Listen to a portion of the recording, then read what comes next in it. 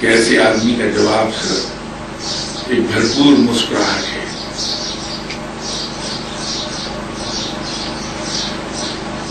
جب کوئی شخص ہم پر الزام لگائے، تہمت لگائے، تو ہم یہ دیکھ لیں کہ آپ صلی اللہ علیہ وسلم کو ایسی تہمت اور الزام کے جواب میں خاموش رہنا پسند ہے. یہ بات شاید آپ کے ذہن میں کچھ گراں ہوتے، کیونکہ ہم میں سے بہت سے لوگوں کو اس کی تصدیق نہیں ہو پائی ہوگی کتاب اور سنت اور حدیث میں. ایک مرتبہ آپ صلی اللہ علیہ وسلم تشریف رکھے ہوئے تھے اور صحابہ کرام بھی آپ کے ارد گرد تھے. ایک شخص آیا اور حضرت ابوبکر صدیق رضی اللہ تعالیٰ عنہ برا بھلا کہنے لگا. حضرت ابوبکر صدیق رضی اللہ تعالیٰ عنہ خاموش رہے. وہ شخص برا بھلا کہتا رہا اور آپ صلی اللہ علیہ وسلم مسکراتے رہے. ایک وقت پر جا کے حضرت ابوبکر صدیق رضی اللہ تعالیٰ عنہ صبر نے جواب دے دیا اور حضرت ابوبکر صدیق رضی اللہ تعالیٰ عنہ نے جواب دینا شروع کیا پلٹ کے. جو ہی حضرت ابوبکر صدیق رضی اللہ تعالیٰ عنہ نے جواب دینا شروع کیا، آپ صلی اللہ علیہ وسلم اپنی جگہ سے اٹھے اور تشریف لے گئے اور آپ صلی اللہ علیہ وسلم کے چہرے مبارک پہ ناگواری کے تاثرات تھے. نیکسٹ ڈے صحابہ نے پوچھا کہ حضور وہ شخص زیادتی کر رہا تھا حضرت ابوبکر صدیق کے ساتھ. جب تک حضرت ابوبکر صدیق خاموش رہے، آپ مسکراتے رہے. جب انہوں نے اپنا حق استعمال کیا اور جواب دیا تو آپ کے چہرے پر ناگواری کے تاثرات آ گئے، آپ تشریف لے گئے. فرمانے لگے کہ در حقیقت جب وہ شخص آ کے ابوبکر کو برا بھلا کہہ رہا تھا اور ابوبکر خاموش تھے، تو اللہ نے ایک فرشتہ مقرر کر دیا تھا جو حضرت ابوبکر صدیق رضی اللہ تعالیٰ عنہ کے بیہاف پر اس آدمی کو جواب دے رہا تھا. تو میں یوں مسکرا رہا تھا اس فرشتے کے جواب دینے پر. لیکن جب حضرت ابوبکر صدیق رضی اللہ تعالیٰ عنہ نے اس شخص کو خود جواب دینا شروع کیا تو اللہ تعالیٰ نے اس فرشتے کو وڈرا کر لیا. تو یوں میں اٹھ کر چلا گیا. تو جب ہم پر کوئی الزام لگاتا ہے، کوئی تہمت لگاتا ہے اور ہم اس کا جواب دیتے ہیں، اس سے پہلے ہم یہ سوچ لیں کہ یہ چیز آپ صلی اللہ علیہ وسلم کو پسند نہیں. ہم اللہ پر چھوڑ دیں کہ رب تعالیٰ ہمارے بہاف پر خود اسے جواب دے دے گا. جب ہم یہ کرنے لگتے ہیں اس طرح سے تو ہماری انا ٹوٹتی ہے. اب اس سلسلے میں ایک شاید کچھ لوگ یہ فرمائیں کہ اب یہ تو راہبائیت ہی کی ایک شکل ہو گئی کہ کوئی ایک تھپڑ مارے تو دوسرا گال اس کے سامنے کر دیا جائے. ایسا نہیں ہے. ہمیں ایک تھوڑا سا باریک سا ایک فرق دیکھنا ہوگا ان میں.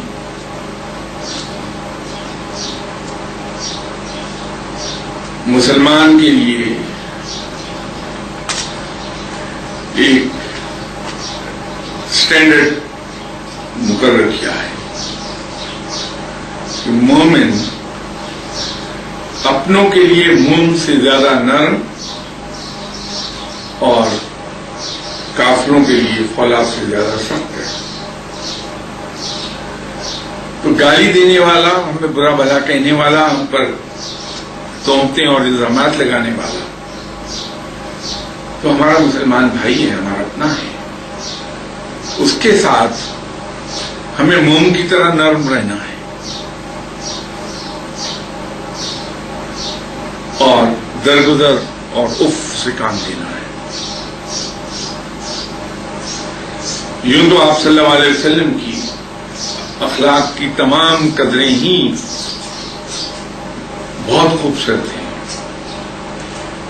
بے مثال ہیں، لیکن ان بے مثال قدروں میں سے زیادہ نمایاں ہونے والی چیزیں درگزر، عفو اور سخاوت ہیں۔ تو ہم اپنے مسلمان بھائی کی زیادتی کے جواب میں اگر درگزر اور عفو سے کام لیتی ہیں تو یہ ہم سنت پر بھی عمل کر رہے ہیں، اور وہ معیار جو آپ صلی اللہ علیہ وسلم نے مومن کے لیے مقرر کیا کہ وہ اپنوں کے لیے مومن سے زیادہ نرم اور کفار کے لیے فولاد سے زیادہ سخت ہے، اس پہ بھی عمل کر رہے ہیں۔ تو یہ دوہرا گین ہے اس میں ہمیں۔ تو جب ہم دوسروں کی زیادتیوں کے جواب میں اور ناجائز زیادتیوں کے جواب میں درگزر اور عفو سے کام لیتی ہیں تو ہماری انا بھی کچھ کی جاتی ہے، اور اس کے ساتھ ساتھ ہمیں سنت پر عمل کا ثواب بھی ملتا ہے۔ سوالات صاحب نے بھیجے ہیں، میں اس کے بھی جواب دے دوں، وقت کم رہ گیا۔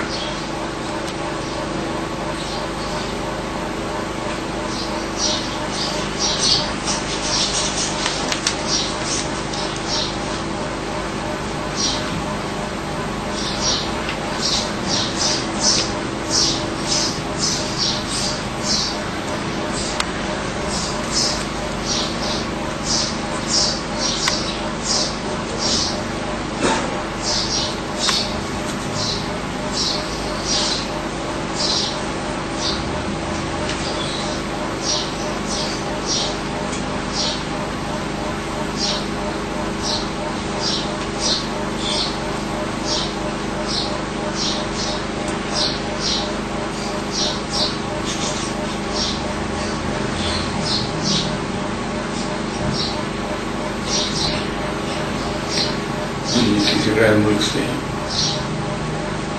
سوال ہے کہ some people say that sallallahu alayhi wa alihi wa sallam is also a Durood Pak.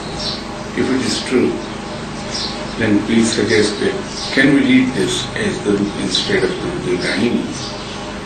I mean in general life, not in the namaz,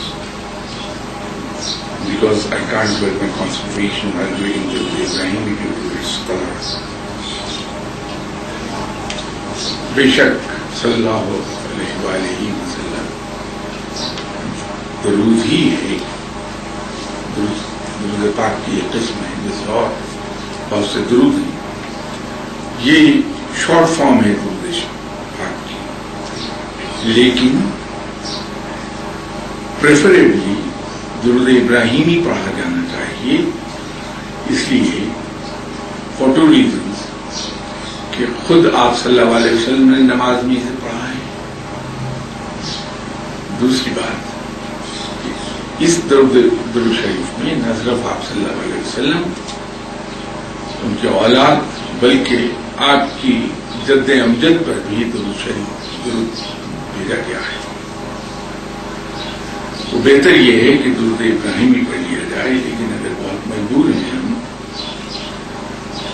کیونکہ گفتگو کے دوران اگر آپ صلی اللہ علیہ وسلم کا نام مبارک آیا تو ہم درود ابراہیمی نہیں پڑھ سکتے، وہاں مجبوراً ہی شارٹ فارم پڑھنا پڑتی ہے۔ تو اگر مجبوری ہے بہت، اسی کو پڑھ لیجیے۔ میں پھر عرض کروں، بہتر یہ ہوگا کہ درود ابراہیمی ہی پڑھا جائے۔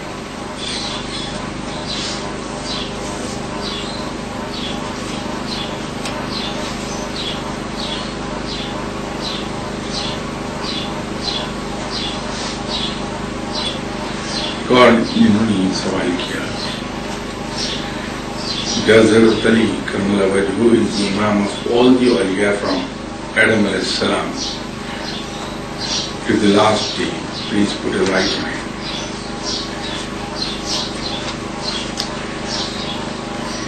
اس سے پہلے ایک سوال کا جواب دیتے ہوئے لاسٹ میں نے عرض کیا تھا کہ جو الہامی کتابیں ہیں، الہامی پیغام ہیں،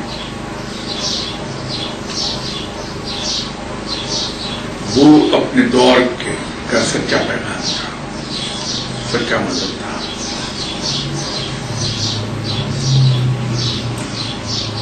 یہودیت حضرت عیسیٰ علیہ السلام کے تشریف لانے تک اپنے وقت کا سچا مذہب تھا. حضرت موسیٰ علیہ السلام کے پیروکاروں نے جو پیغام حضرت موسیٰ علیہ السلام اللہ سے لائے تھے ان پر عمل کیا تو وہ راہ راست پر تھی اس وقت. لیکن جب حضرت عیسیٰ علیہ السلام آ گئے اور بائبل آ گئی تو یہ ایک ریوائز پیغام تھا اللہ تعالیٰ کا اور ایک اس کے سچے رسول لے کر آئے تھے. جن لوگوں نے حضرت عیسیٰ علیہ السلام کو ماننے سے انکار کیا اور بائبل کو ماننے سے انکار کر دیا وہ سرکش ہو گئے اللہ تعالیٰ کے اور راہ راست سے ہٹ گئے. لیکن جن لوگوں نے حضرت عیسیٰ علیہ السلام کو سچا پیغمبر تسلیم کر لیا اور بائبل کو سچی کتاب تسلیم کر لیا، اس پر عمل کیا، وہ راہ راست پر کہلائے. اسی طرح حضرت عیسیٰ علیہ السلام کے بعد جب آپ صلی اللہ علیہ وسلم تشریف لے آئے، نبوت کا اعلان فرما دیا آپ نے اور قرآن پاک نازل ہوا تو یہ ریوائز پیغام تھا اللہ تعالیٰ کا جو بنی نوع انسان کو دیا گیا. وہ لوگ جو اس سے پہلے آنے والے اللہ کے پیغام پر عمل درآمد کرتے رہے اور قرآن پاک سے پہلی کتابوں پر عمل کرتے رہے وہ اللہ کے سرکش کہلائے. انہوں نے نافرمانی کی اللہ کی،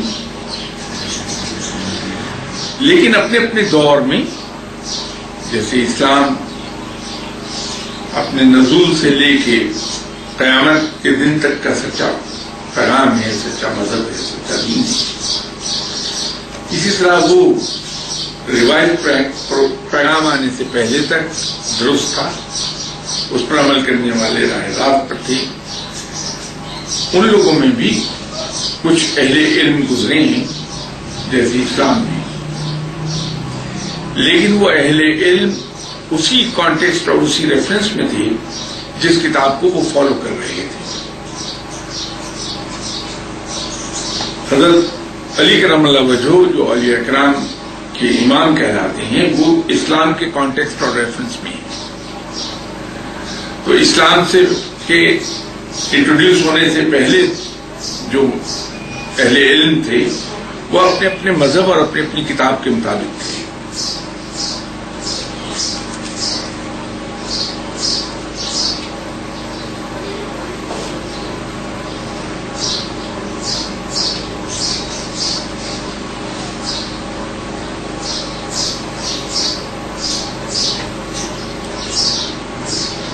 یہ زمین کا رومن اردو میں لکھا ہوا ہے، پڑھنا ذرا دشوار ہوتا ہے.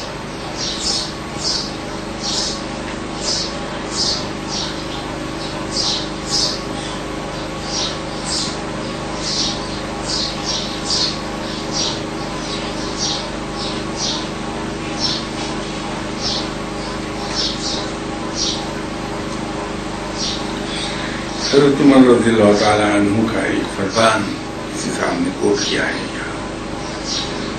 کہ محتاجی اور غربت 7 چیزوں سے آتی ہے.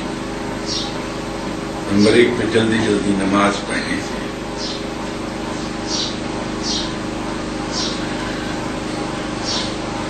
اصل میں یہ جو فرمودات ہیں صحابہ کرام کی اور خاص طور پر حضرت ابوبکر صدیق رضی اللہ تعالیٰ عنہ، حضرت عمر فاروق رضی اللہ تعالیٰ عنہ، حضرت عثمان غنی رضی اللہ تعالیٰ عنہ اور حضرت علی کا نمبر جو وہ تو عقل دانش اور علم کا خزانہ ہے. ان جید صحابہ کرام کے فرمودات